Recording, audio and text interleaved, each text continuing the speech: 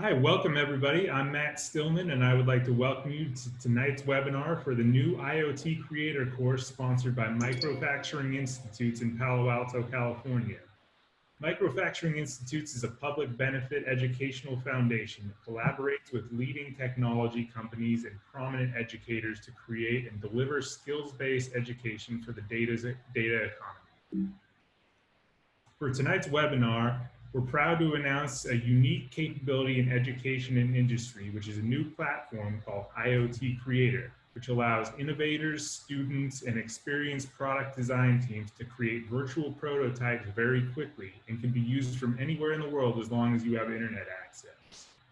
Our panel will introduce the IoT Creator platform and show how it works, and our new course that teaches how to use it. We'll also hear from one of our global partners in Asia who is already using this platform to deliver IoT productions at scale. We believe that IoT Creator is a breakthrough capability that can allow new innovators to create virtual devices in hours instead of weeks or months. So tonight's webinar will be 45 minutes long and feature 3 distinguished speakers, followed by a question and answer session. We'll be dedicating the time after each of our speakers to answering your questions live, so feel free to ask your questions using the Q&A button at the bottom of your Zoom window. And we'll be able to answer many of your questions during the course of this webinar. However, if one of your questions is geared towards a specific instructor or presenter, please emphasize who it's geared towards. So tonight, we're going to have a speech from Pankaj Gupta, the chief entrepreneur at Microfacturing Institutes with over 23 years of business experience. And after that, we'll hear from Rudy Heckfellner, the brains behind IoT Creator from Microfacturing Institutes and Renaissance Electronics. Finally, we'll end with Dr. Garazmi Elias, who will talk about how IoT Creator has been used to develop and deploy smart city projects in Malaysia.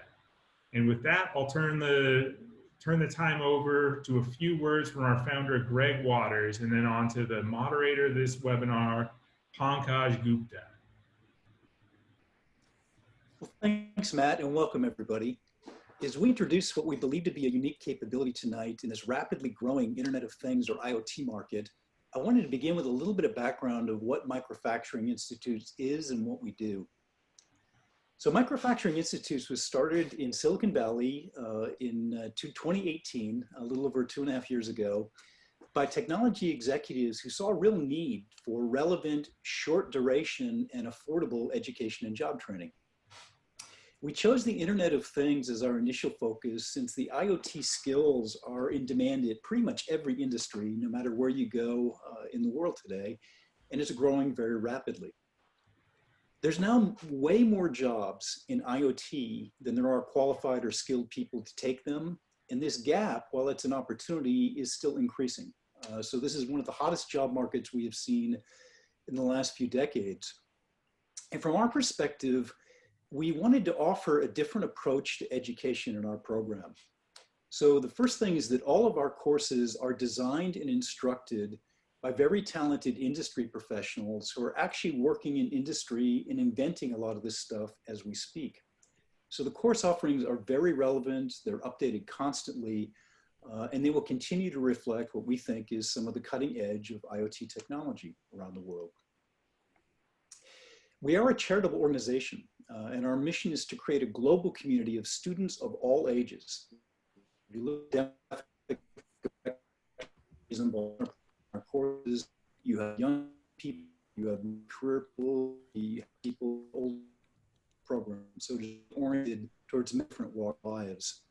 But we also enjoy the strong sponsorship and relationship with industry. So if you take a look at the dozen or so people that are running Microfacturing, nearly all of us are from industry or closely associated with industry. These are global companies that we have the strongest relationship and very interested to hire more people that actually have this skill set. Now, for accredited educational programs, we do enjoy the sponsorship of world-known educators, such as University of California Extension at Santa Cruz, San Jose City College, and other really notable institutions that you will hear about later this year as they adopt our program.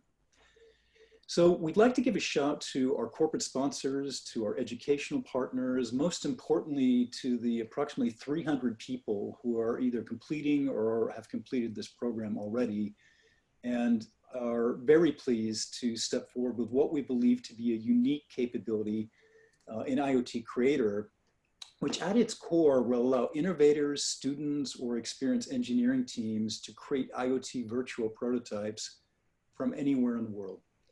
So without further ado, I'd like to turn it over to Pankaj Gupta, Chief Entrepreneur of Microfacturing Institutes, who will act as our moderator tonight. And Pankaj, please take it away. Thank you, Greg. And good evening, good afternoon, good morning, wherever you're in the world. I would like to share the screen. And before we start, let me start with this short question to the audience. And you can respond in the chat window for the window that comes up now. Just to give a head start to this, all the audience, could you rate your own current skills in the Internet of Things? We have kind of put together a lot of different choices here, A, B, C, D, E, and starting from the most beginner level all the way to being an expert or a thought leader and somewhere in between. So this could be a good way for us to know what kind of audience we're talking about, and also what kind of skills are needed. While we do that, Greg, probably this is a question that somebody has asked already. How much does this course cost if they want to register? Yeah, the course cost will vary depending on whether you go through an accredited educator, such as University of California, City College. They have their own tuition fees. But in general, the whole approach and why we have approached this basically with private donations covering the cost of this is intended to give in very short periods of time. You know, each of these courses is maximum of about 12 weeks. A lot of skills, and the course load is quite low. So for this quarter, for instance, the approximate cost at UC or at City College will be about $150 per course. Now that will go up in certain cases and certain times. As this is a new project in UC, there was a discount to begin with, but you should see this to be priced in the local environment at a very cost-effective course, depending on where you live. Thank you. Right, so let's move on. Matt, do we have responses? Yeah, so it looks like 60% are saying I'm a beginner, 23% I've worked on a few, 3% I've deployed a couple projects, and then 13% say they're an expert or thought leader. That's nice. Nice, good. Very good, healthy mix of people here. Okay, so let me start with a brief introduction about where the IoT business lies today. As we know, solutions are a means to an end. There needs to be a business problem in order to solve for us to actually create solutions. And for this, I would invite everybody in the audience to take a step back and look at our recent history. And there have been some changes that happen in certain amounts of time that trigger new revolutions. If you look at the late 18th century, we had the first industrial revolution where the steam power replaced muscle power, which basically converted a lot of unused capacity into something that could be produced and it could be channeled. Then 100 years later, electrification moved this complete change in power into another focus area, leading to the creation of things like the assembly line, which basically increased the production and reduced the time it takes for us to create new things. Now, the third industrial revolution in the earliest 20th, 21st century was about digitization of everything that was physical, which was about having smartphones, having computers which were connected, internet, and also all the business models around that. And finally, now we are in the middle of the fourth industrial revolution, which is about the interaction between cyber world and the physical world, combined with the technologies, including the AI, robotics, and IoT being one of them. And this will basically create completely new values. Now, there are a couple of things that we should notice from this. Number one is the pace of change. It took more than 100 years for each of these revolutions to happen in the first and second case. But now between the third and fourth, it's barely 15, 20 years, which means that the world is changing extremely fast, and we need to catch up with that. Secondly, with each of these revolutions, we need the reskilling of people, which means that you need to shed away your previous skills and get new skills in order to stay relevant and also to propel new revolutions in the future. This is in line with what Greg was mentioning about currently the acute lack of skills in IoT and the capability to create solutions for the IoT world. And that is where we would like to put in our own stake here in terms of how we educate people for the business world. We should also look at how IoT enables the business aspect in terms of business model innovation. There are 4 main categories in which IoT plays. First, you could use IoT to differentiate your product or service. Think of, for example, the Amazon button. It is possible for somebody to just reload anything just by the touch of the button because everything is connected. We could look at a paradigm like my fridge is talking to the customer service about me. Previously, it was about I was talking to the customer service about my fridge. But nowadays, fridge can basically tell about what's going to happen to the fridge. I don't need to talk to the customer service. They can fix it themselves. It could also lead to different kinds of products. For example, I could use it to extend my warranties, or my field itself becomes my lab. So while the product is in the field, I can start to collect data about how the product is being used, which means that I can channel all of that information for the next version of designs. The second category of business models could be about enabling customer affinity. As soon as you start from a product-based business model towards as a service-based business model, you basically create a new kind of affinity with your customer, which leads for long stickiness with your customers. Also, this could lead to new ongoing revenue streams because you are hooking up a customer for a longer period of time.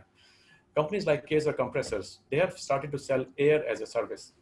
Now, who could have thought about such a service just a few years back? But instead of selling a machine, they're actually selling an outcome. IoT, by connecting processes, things, and people, is also used for optimizing processes. In fact, most of the organizations worldwide, they start with this one particular aspect of IoT. They start by reducing their cost, reducing the operation and maintenance required, reducing the personnel that are required for truckloads and delivery and everything, and so forth. And finally, of course, in a lot of industries, IoT has been propelled because of regulatory requirements. Think of eCall, emergency call in Europe, that has been mandated by the European Union for cars to automatically dial in emergency numbers in case of a crash. In case of heavy machinery, for example, pumps or big machines, motors, there is a compliance requirement. People need to go to those machines, test certain aspects of those machines and give a certification. With IoT, all of this could be done remotely. This could also lead to the cases where, for example, it is dangerous for human beings to go. Think of, for example, an aircraft engine. We don't want people to get into those aircraft engines to make sure that they're working properly.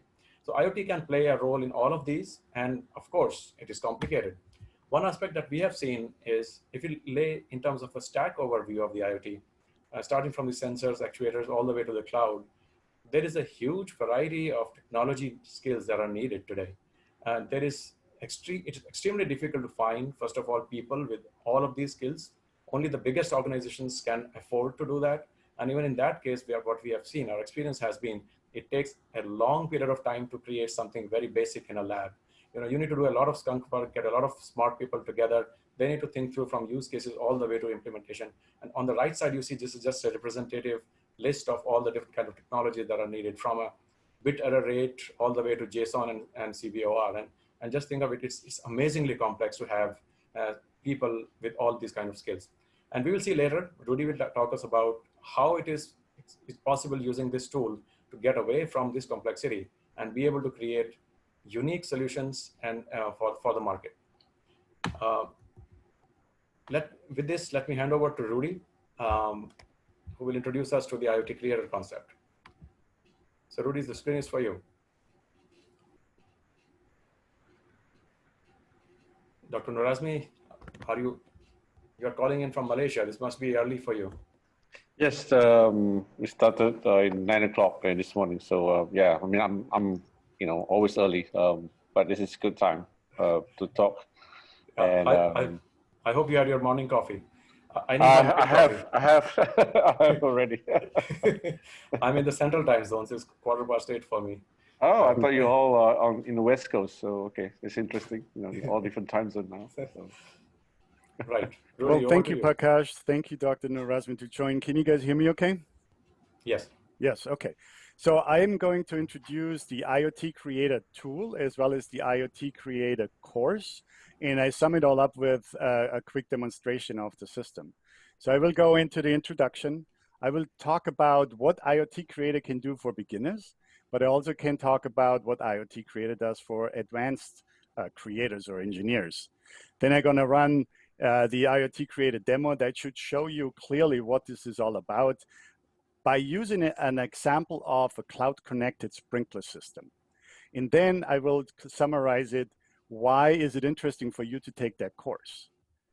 So what is IoT Creator? IoT Creator is a visual programming platform, and this is a flow-based platform. That means you don't have to learn programming from the bottoms up with learning syntax and programming languages. You can simply just focus on functions that you can drag into the central canvas here, and you connect it together with lines where you want the data flow from and into. So you're basically pushing data around in the cloud by collecting information from sensors or databases, analyzing the data, and push it out from the cloud into actuators, into the physical world where you can now turn something on and off, or dim, or regulate something. So IoT Creator is a visual system that allows you to drag functions together and connect them logically together in a very intuitive way. Not only does it do that, the back-end flow, the programming of it, is linked directly into the graphical user interface creation as well. So what the graphical user interface does, it allows you to control the system by going to a web page, your web page, and clicking those various buttons. Also, it allows you to visualize the data in graphs and gauges. So you will see more of that in the demo, but it's an overall programming platform that allows you to get prototypes out really, really fast. So what does it mean for a beginner? Well, when I was a beginner, what did I do? I went online, I Googled IoT, I watched plenty of YouTube videos, and I realized, wow, this is way too complex for me. I was absolutely overwhelmed by all those new terms.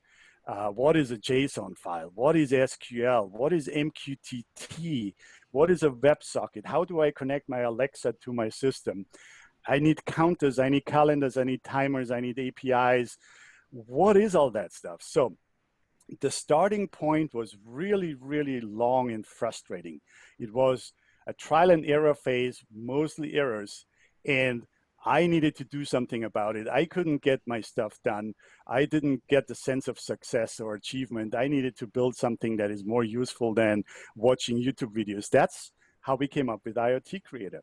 And IoT Creator is taking out the complexity, not only for beginners, but also for advanced creators.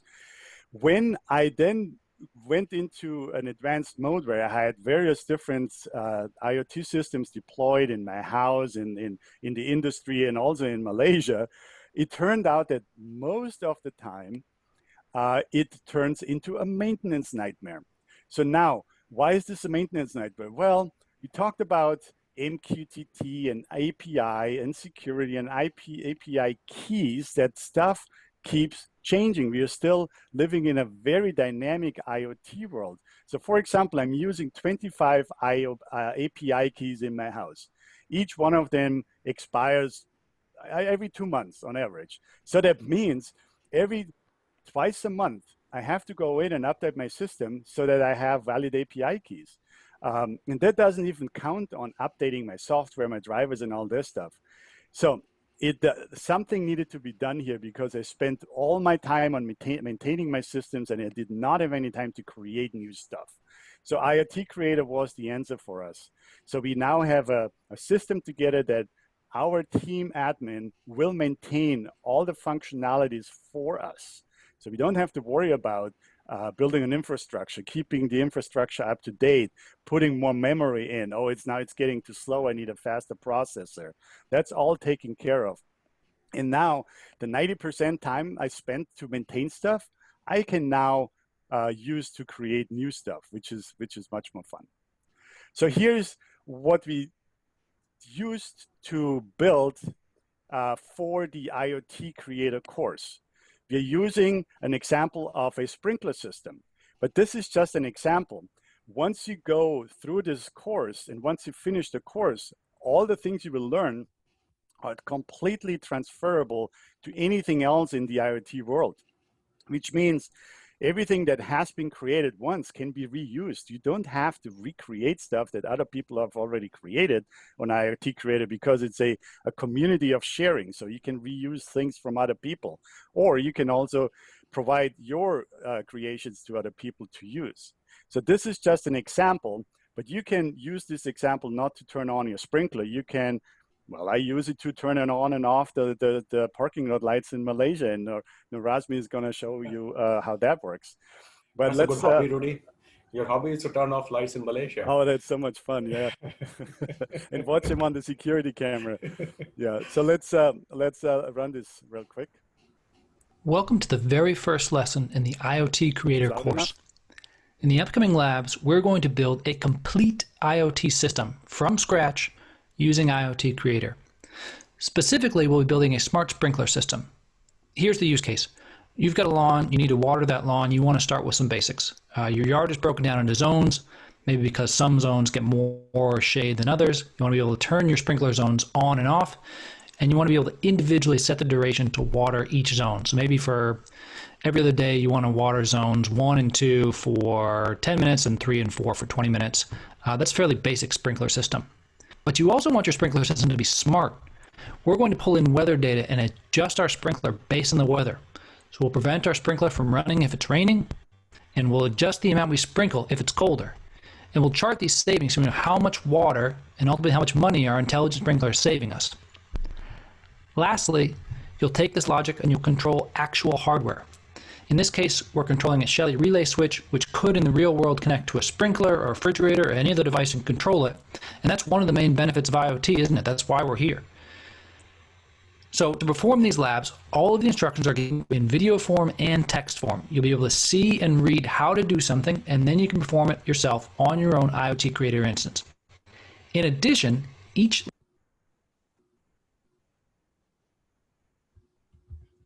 lab is preceded by a theory lesson where you'll learn about the concept that you're using in the lab. These lessons are important in helping you understand what you're doing as opposed to just repeating what I'm doing. And then finally, it'd be a great accomplishment if you can follow this course to completion and build your own IoT system from scratch. But the real test of your skill is if you can understand what's happening in each step and then be able to expand on this system with your own ideas. You'll have a greater chance of doing this if you can follow along carefully with the lessons, experiment with each lab step until you fully understand it, and finally just have the confidence that you certainly can build your own IoT system. So welcome once again, and I'm wishing you luck as you start this course. Right. So this is the sprinkler system. Again, this is a conduit to other things that you can do. This course to build the sprinkler system is a very pragmatic, hands-on course, but it also gives you all the background information that you need to know to build other things as well. So this course is a dedicated time investment of about 20 hours to build your sprinkler systems. If you want to go to all the background information as well, it can take longer as well. But that gets you from the zero starting point to the knowledge it takes to build a smart sprinkler system, which is actually pretty complex, in 20 hours. I think it's a good investment of your time. And I think it gives you a sense of success and achievement in a very short amount of time, things you can show off and things you can actually use. And from that point on, you can just go anywhere you want. You don't need to just turn on your sprinkler system. You can turn on your garage door, your coffee maker, anything you want from anywhere in the world. So this is going to give you a huge boost if you want to get into the IoT world, or if you are already in IoT, it will free up a lot of time that you are now spending on maintenance. So you can reuse things you have done before and recreate new things. So you get a sense of achievement. So with that, I would like you to go to this link, iot-creator.org, and sign up for the course. And when you sign up for the course, you also get a complimentary trial version for the IoT Creator tool. And at the end of the course, you will have a fully functional sprinkler. All right, now I give back to Razmi. Amazing. Before that, so I'm supposed I can, polling question. turn on your, sprinkler at home, at your home, huh, Rudy? I have this running for a year now, yes, and it's working really well. Yeah, and not only the sprinkler, I have it connected to the garage door. It runs all my lighting, not just yours. It also runs mine. Okay. I have a smart mirror, which is basically turning on a heater behind the mirror that defogs my mirror when I take a shower. It measures the humidity. And then I have a clear mirror when I want to shave in the morning. So there's plenty of things you can do. There's almost no limits. The challenge that people have is they don't know how to do it. And the challenge I had, I gave up because it was so frustrating. It's just, I couldn't take it anymore. So that's why I had to create the IoT Creator to simplify my, but also now your lives as well. I think I had to admit I'm probably the least capable person on IoT programming here, because the last time I did my programming was back in the in uni, so in college, and I have not done much programming since then. So that's like what, 25, 30 years ago. So yeah, now my age, right? And I think looks very straightforward, very easy for anyone who probably have not done any kind of programming before. And I think this is something we want to see how we can get more people to hop on and start to do IoT programming. Exactly. Yeah. So Rudy, do you promise that we don't need to learn about MQTT? Do I promise? Yeah. So I give you the opportunity to learn it, but I promise you can use it without knowing anything about it. How about that? Exactly. So you will learn how to use MQTT. And it's really as simple as clicking on an icon, dragging it into your canvas, connecting it to your Shelly puck in this case, in this example. And within 2 mouse clicks, this Shelly puck will switch. There's no confusion about secret keys or permissions or security patches. No, there's just nothing there. Right. It's really that simple. Yeah. And also what I like about this is that everything is extremely portable. All of these functions that are created can be reused in another context completely. They have been tested for quality and consistency by our team, which means that you can use them in the same way, irrespective of what use case we are dealing with. And also, it is not a lab work. It is not a garage product. It is something that has been there. We have been working on it. We have tested many use cases on top of that. So probably that brings us to another poll question here, Matt. Maybe we put that up before we move to Dr. Nurazmi's presentation. So the question for everybody here is, what market segments are you currently in today, or are you targeting? Because as you know, IoT is quite pervasive in nature. It could be applied pretty much in every field. What appeals to you? So the sprinkler system today is from the home automation, that example you saw today. Rudy also mentioned about a smart mirror, which could be categorized into home automation, but it would be good to know what else is important. So what do you think, what will be the maximum response here? Rudy, you are the expert on IoT Creator. Well, it looks like there's a lot of others and a lot of industrial. There's one person, James, he claims himself to be a rookie and he wants to know what MQTT is. Yes. You know what? MQTT is a messaging system. You have an MQTT broker and you have MQTT clients, and they can talk to one another in a very lean way. And the clients are also called subscribers. You're basically subscribing to a news feed that is coming from IoT Creator, and the little switches are actually subscribing to that news feed and listening to the news. Should I turn on or not? And when the news comes in, yes, turn on the sprinkler, then it does it. And it's a very lean method. There's no overhead, and it's just very simple once you know how to use it. And we will show you how to use it in a few mouse clicks. Right. Extremely good. We have got a question from the audience which states, how is it different from Node-RED? And if, So IoT Creator is based on Node-RED. So if people know what Node-RED is, they can basically jump right into it. It's basically Node-RED on steroids. It's Node-RED on turbocharged, which is basically plenty of users, plenty of functions, plenty of infrastructure available, and it's running in the cloud infrastructure. So if you have a Node-RED installation, if you're an advanced user on your own Raspberry Pi or on your own computer, you basically have to maintain all that stuff. So we moved all that local infrastructure into the cloud, and now we can centralize it and we can maintain it and we can fully scale it. There's just basically no limit on how much CPU power, memory, and bandwidth you can get. That's beautiful. And the interesting part is you can do it from anywhere in the world. So if you have your own Node-RED instance running at home, you still have to go through your router, through your VPN, for example, to keep a secure internet access to your sprinkler. So you don't have to worry about that. Right, okay. So let's look at the results of the poll question. We have some more questions trickling in just for the information for all the audience. We'll take them up in the Q&A or some other time very soon. Yep. So what's the result, Matt? So let's see, for industrial, we have 19%, 0 in government, 16% answered home automation, 6% under energy and utilities, 6% for automotive, 19% in IoT, 10% in smart buildings and campuses, and 23% said any other. Really good mix. Yeah. Very good, healthy mix. Thank you, everyone. Yeah. So right, so we talked about a home automation project what Rudy has done using IoT Creator, but we also mentioned about scaling up this kind of project and making sure that it is industrial scale and production grade. And we have brought in a case study from Malaysia. Dr. Nurazmi will talk to us about this lighting system that has been already in operation in Malaysia based on the IoT Creator technology. Welcome, Dr. Nurazmi. Thank you, Pankaj. Thank you all. Very good, evening. I think you guys are in the US and those from Asia. Very good morning to everyone. So I'm gonna, just share a bit in terms of what CREST does. Is, working together with, the experts on the panel today. That's coming from all sorts of different industry.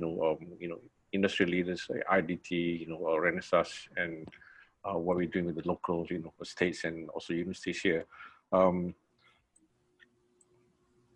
Basically, a little bit about CREST. CREST has been around for about 8 years, and basically, formed by the industry, to create a triple helix collaborative platform. Is to drive market-driven R&D. Yeah.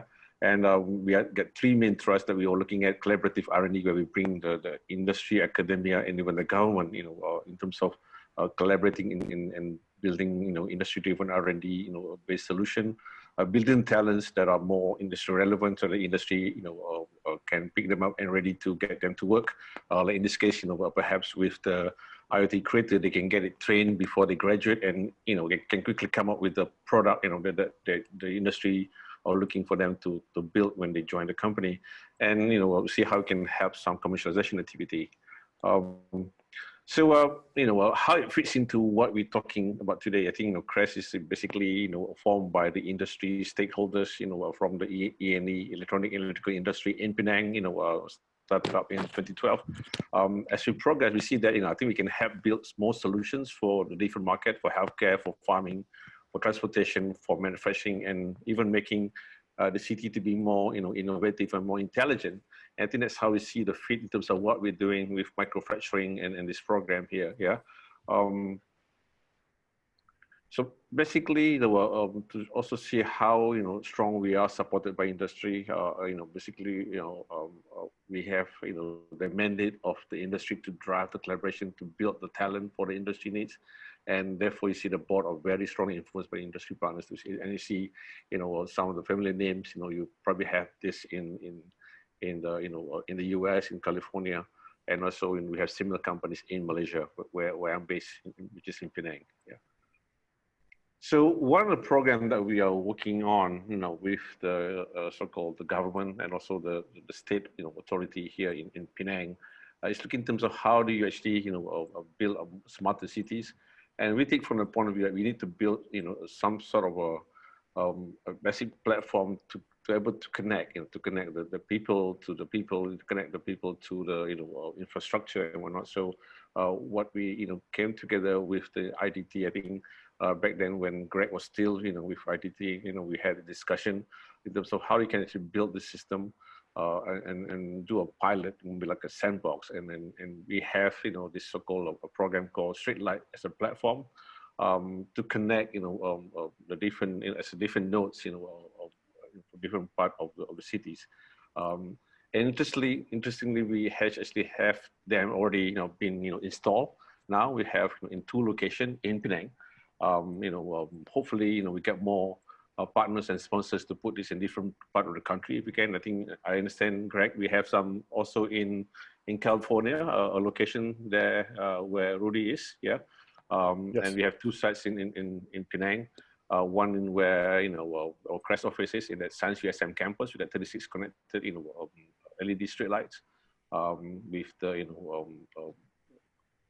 connectivity. And then we have one right in front of the company that are also co-sponsoring this program, IoT Renaissance, in front of their so-called factory, 92 connected streetlights. And what can we do with this? And as Rudy said, he can turn on and off as he wish. And if he doesn't like people that he sees coming through that place, he's going to turn everything off or turn the whole light on. And what we need to do now is hey, what else can we do with this, right? I think there's a lot of possibility because each of these so-called lamp posts are connect to one another. It's like a Wi-Fi, a mesh network, and it's great because now you don't have to rely on other kind of broadband services, and able to do a lot of things. Yeah. So I guess part of the IoT Creator program, I suppose Rudy, you can get them to turn off the lights at our campus where CREST is. And we're gonna do something better, Dr. Razmi. I'm gonna make the lights really bright where you are all the time. Oh, okay. I better wear a different kind of a face, yes. So that you will recognize me at all. Yeah. So that's basically in the offering for the IoT Creator program. I think it'll be very interesting, and so vice versa. I suppose if you are in Malaysia, you can control the kind of straight light in San Jose. And you don't have to be there, right? And I think this is a reality of what we call the IoT, or people call it industry, IR 4.0, where in my ideology was, because I've been working with many manufacturing companies, can I do the manufacturing without going to the factory, right? Can I control my my equipment from home? I think this is going to be interesting to see how people, I think, I don't know how to say it, maybe thank you to COVID, perhaps, because it's allowed us to realize that, hey, we have all this, and why not actually make it work, right? We don't have to be in the place where you want to control things. You can stay where you are, be in different part of the world, and still get your job done. Yeah. Okay. I think so just to show the street lights are really having real lights, not just a post. So this is some of the photos, so you can you can play around with it later in the program. So what are the possibilities? I think this is interesting partnership between the IoT Creator program with Microfacturing Institute and the platform that was created from this cluster program that under CREST, and we have this great lab challenge also called our talent development program that we've been running for about a few years to marry this kind of these 3 different so-called I guess open platform you want to see it. In terms of teaching the IoT program and be able to create something with kind of a sandbox area that Streetlight as a platform can provide, and the program that we create for for our industry partners in Malaysia, for example, to bring this kind of interesting program that they can actually create something and can create more real time solution, test it and having a platform. Is there available for anybody want to take up the challenge and create solutions. So that's in the offering, and I think I'm excited to see how when this is getting launched sometime this year, to get more participation also from the talent from Malaysia. So that's something that I need to provide and continue to help drive on my side of the world. Yeah. Thank you. Yeah. Great. Thank you. Thank you very much, Dr. Razmi. Right. So now time for some Q&A. We have got very good questions coming in, and I invite the audience to continue to ask these great questions. So the first question is for you, Rudy. So we are talking about the concept of the flow diagram. So the question is about how independent it is from different OEMs, because they all publish their own APIs, and even the sprinklers have their own different manufacturers. So how does Yeah, it work? that's interesting. So the flow-based programming is basically pushing data around. So what you get is you're moving from one function and send the output information to the next function, and so on and so forth. So what you're basically doing, instead of doing step-by-step in a programming language where you shove variables around, you're sending information from one function to the next. And this information is basically leading to turning on and off the sprinkler. And yes, there are various different sprinkler manufacturers out there, and there are also various sprinkler controllers or solenoid manufacturers out there, but it all comes to the same denominator. Is the sprinkler on or is it off? And the advantage we are having here is that it's not just done by a timer like usually it's done. It's actually going out to the cloud and goes into the weather forecast systems. You have an API key for that weather forecast that we will provide to you, so you don't have to sign up for it. It's already signed up for it for you in IoT Creator. So you get the weather forecast, and you can use this information to control your sprinkler. So you don't have to deal with each and every API anymore. You use the functions that are available to you by IoT Creator. So yeah, this becomes completely a higher level of complexity, which is basically eliminating all this OEM or manufacturer-specific stuff, right? Yeah, exactly. Great. We have another one about how do we compare IoT Creator with ThinkSpeak platform? Oh, ThinkSpeak, yeah. So when I was reading myself into this subject a couple of years ago, there's so many tools out there. There's so many options. There's so many ways of doing the same thing that is just so confusing. And there's plenty of platforms out there, Kibana, ThinkSpeak, and many others. They are really good in illustrating information.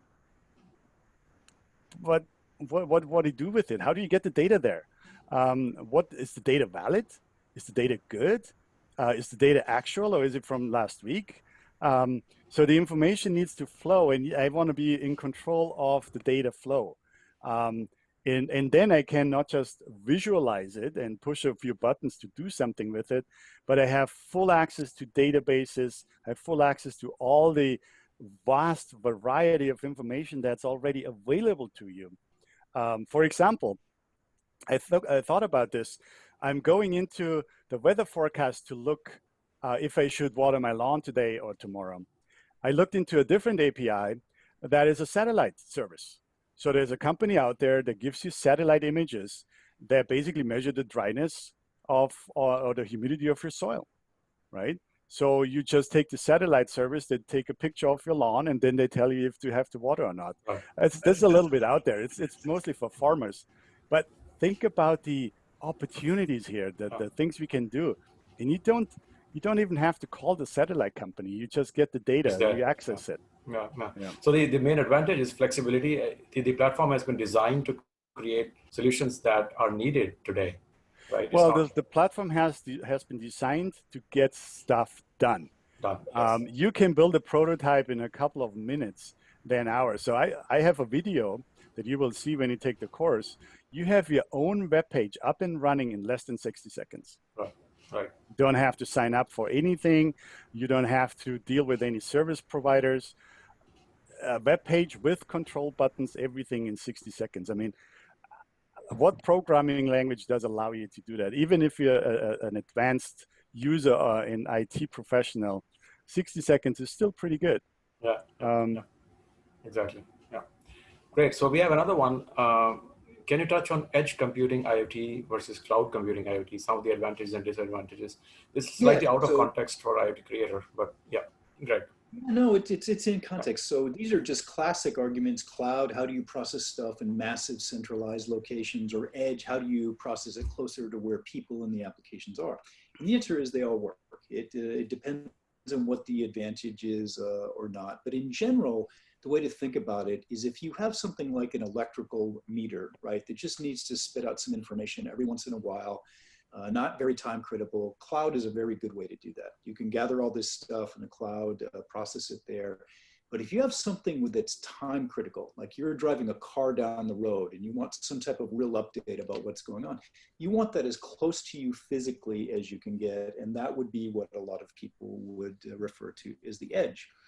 But let me take that question and also bring out one really cool thing about this platform is whether you're an innovator or an individual working at home, or whether you're part of an engineering team in a major company, one of the toughest parts about figuring these things out, do I do it in the edge or do I do it in the cloud, is you can try to calculate it, and that's really hard, all right? You may need a team of engineers and scientists to do that math, or you can prototype it. And you know, one of the nice things about this type of prototyping platform is you can try a few things, see how they work, see if there is one way to do it that is better than another way, and play with it. And when your idea is ready, then this becomes a very powerful marketing tool of showing other people your idea.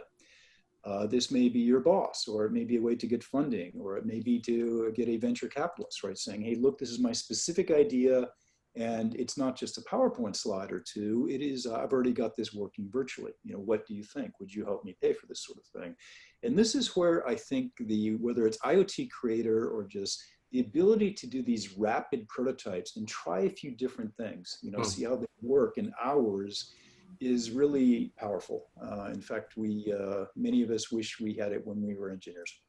Yes, of course, we love to do our things, but we now do have it now. Faster. Yeah, exactly. Right? We have one question for Dr. Nurazmi about this smart light project in Malaysia. Dr. Nurazmi, the question is, what benefit did you see after installing the lights in Malaysia?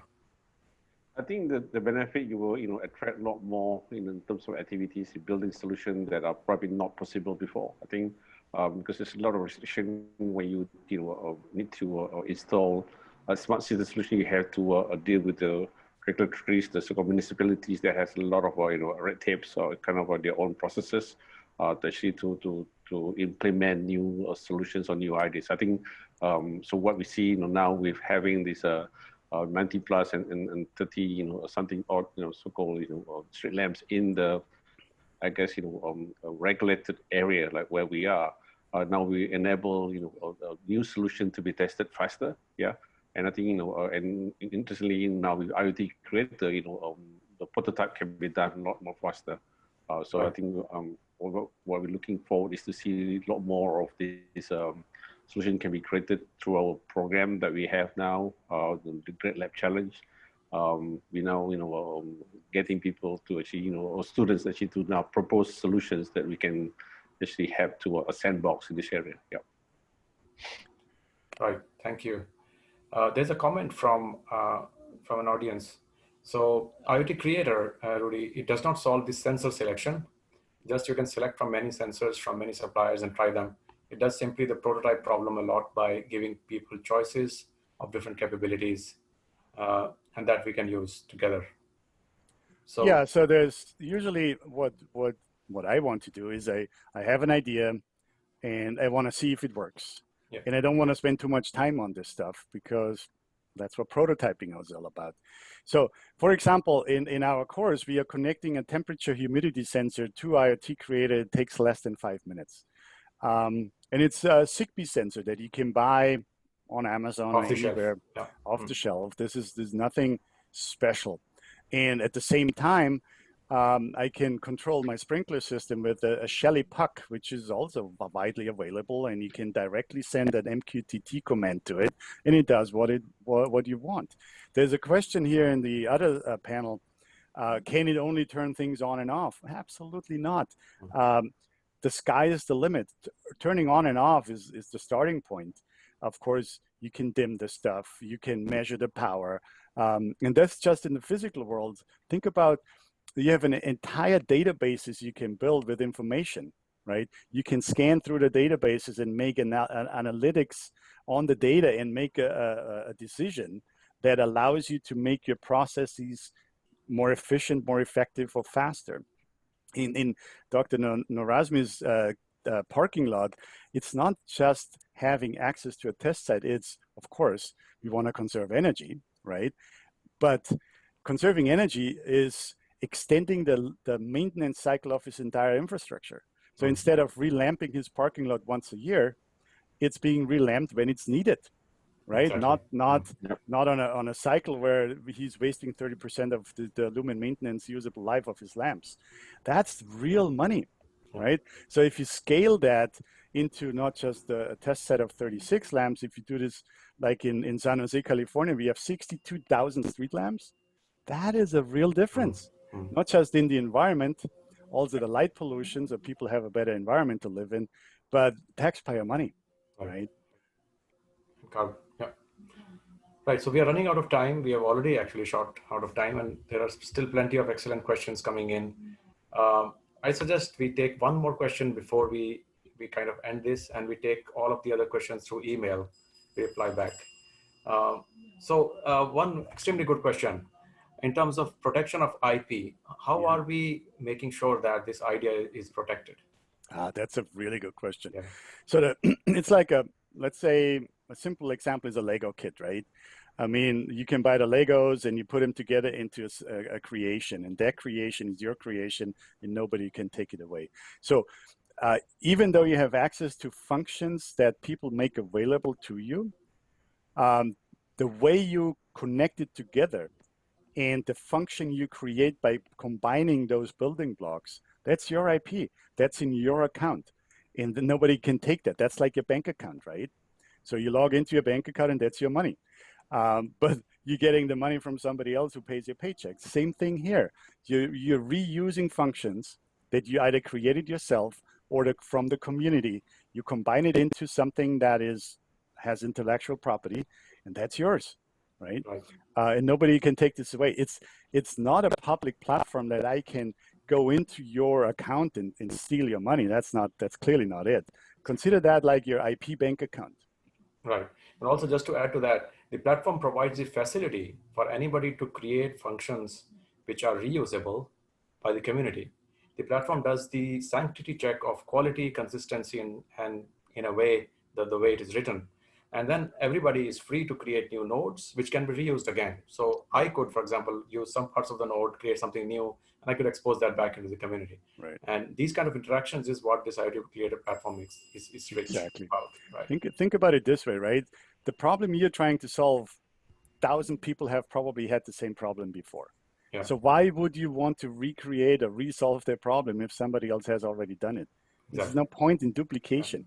The point is in reusing your own creations or other people's creations that they made available. And that is really the power, where you can elevate your complexity to a completely new level, while you don't have to do the basics anymore. You just jump right up to where you can play with the advanced IoT creators. Innovation. Having the steep learning curve. Exactly. We focus on the innovation rather than fixing the system. There you go. Right. Yeah. Exactly. So, so we have run out of time, so we still are getting some questions trickling in. So we will collect them and we'll respond back in an email back to the audience. So what would be the next steps? Stay tuned. The first one would be for the audience. We encourage them to register for the training on IoT Creator, which Rudy mentioned, about 20 hours in duration, happening on a weekend. It would be a good use of your time, believe us. Become a part of the community by creating an account on the Microfacturing Institutes page. That will help you to get access to the existing functions that are available and created by the other experts, but also you will be able to contribute to the community by adding new nodes of your own. This could also give a lot of information to others about what kind of use cases are good to have nowadays. And finally, of course, IoT Creator is a living organism. Stay tuned for updates. We will have many more events coming up in the future, including some kinds of collaboration as well as competition events. With this, we really thank you for your time. Hope you enjoyed this session and keep going. Thank you, everyone. Thank you. Thanks, everybody. Thank you.